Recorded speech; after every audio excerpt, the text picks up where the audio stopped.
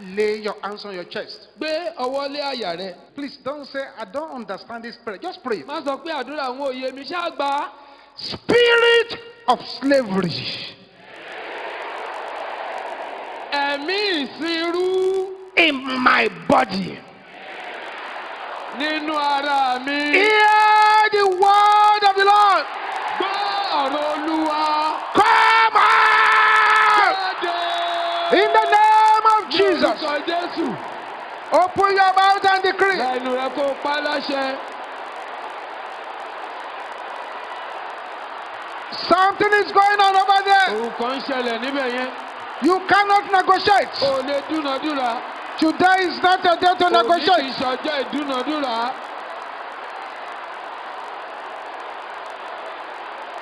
Aha, aha, aha. Jesus. Jésù. Jesus. Jésù. Jesus. Jésù. In Jesus' name we pray. Lórúkọ Jésù la gbàdúrà. Bẹ́ẹ̀ni. I decree upon your life Mo pàṣẹ sí ayé rẹ.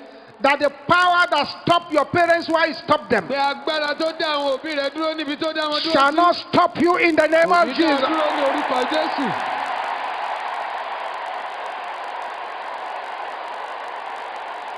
Jesus. Jésù. Amen. Àmín. Daniel. Èsíkẹ́lì.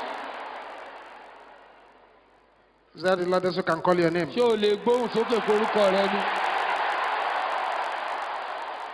Your angel of blessing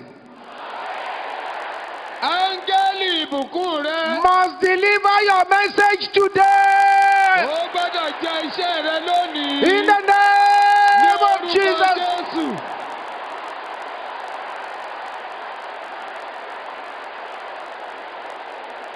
Yes.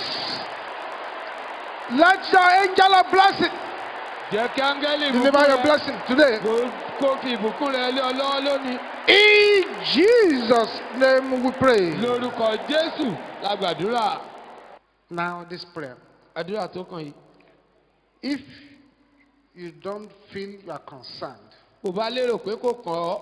please divert the prayer to the two of us standing at the altar here. Máa darí àdúrà yẹn sí àwa méjèèjì tá a dúró wájú. Shout this with boiling anger. Kígbe eléyìí pẹ̀lú ìbínú tó ń ru. Power Agbára of almost there.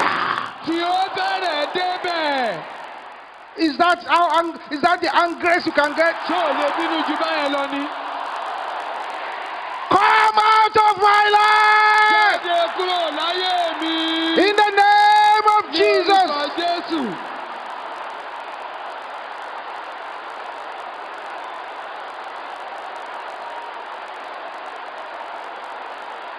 Open your mouth and decree. Ẹnu rẹ kó pa láṣẹ. In Jesus' name we pray. Lórúkọ Jésù la gbàdúrà. Yes. Bẹ́ẹ̀ni. Say curses Ègún of almost there. tí ó bẹ̀rẹ̀ débẹ̀. There.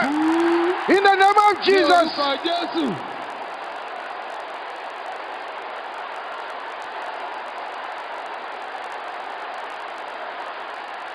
Open your mouth and pray this Lẹ́nu prayer. rẹ kó gbàdúrà yìí. That's why the Lord brought you Ìdí here. nìyẹn tó Olúwa fi mú ọ wá sí yìí. Bakopoteseta. Olúwa tó láyé àkàsà. In Jesus' name we pray. Lórúkọ Jésù la gbàdúrà. Something is about to happen now. Ohun kan fẹ́ ṣẹlẹ̀ wàyí. Say arrows in the dream. Ọfà tójú àlá Come out of my body. jáde lára mi. Please, Ẹ jọ̀wọ́. don't negotiate with these prayers. Ẹ má dúnadúrà nínú àdúrà yìí o. Don't let anybody's voice be louder than yours. Má jẹ́ kó hun ẹlòmíràn tó ń Arrows lọ in the dream. Ọfà tójú àlá wá. Come out of my body. Jáde lára mi. In the name of Jesus. Lórúkọ Jésù.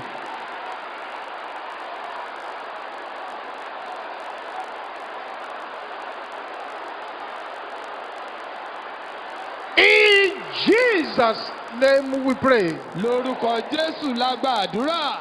Sisters, are you here? ẹ̀yin obìnrin ṣe ẹ wá.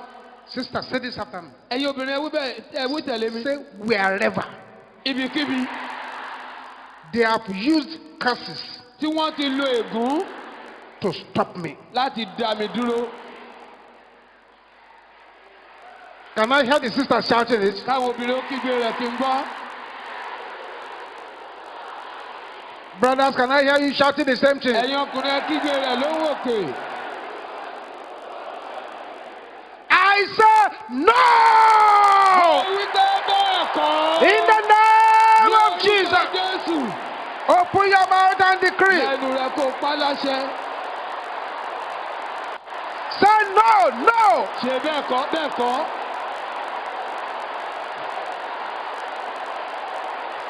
Bakatesa telikoya boshanda. Ribosapanda kaya boshanda.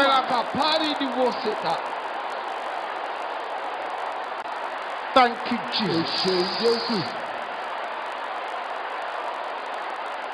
In Jesus' name we pray. Lórúkọ Jésù la gbàdúrà. Thank you, Jesus. O ṣeun Jésù. Say thank you, Jesus. Ìpè Jésù mo dúpẹ́. Say thank you, Jesus. Jésù mo dúpẹ́. Say thank you, Jesus. Jésù mo dúpẹ́.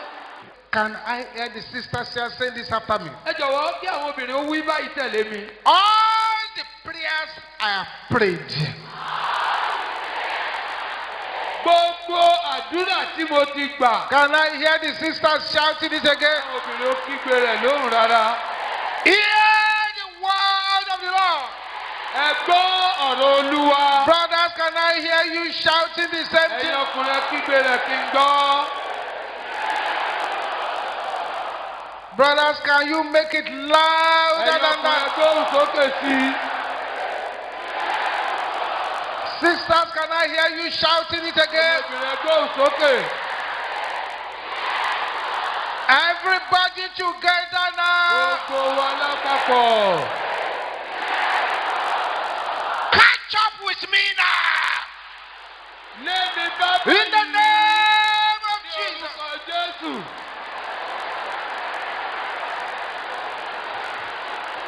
All the prayers I prayed. Hear the word of the Lord. Catch up with me now. In the name of Jesus.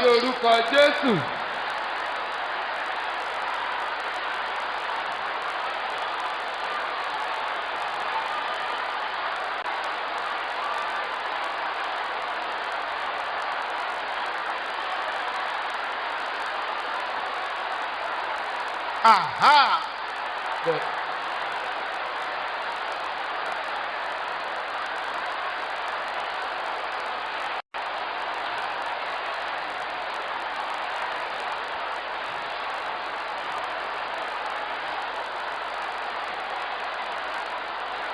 In Jesus' name we pray. Say blood of Jesus. Can you shout it louder? Wipe out my negative thoughts. In the name of Jesus.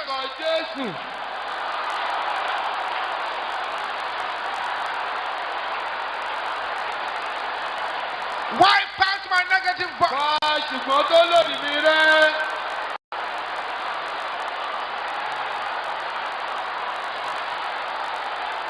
Wipe them out in the name of Jesus. Something is happening now. That's right.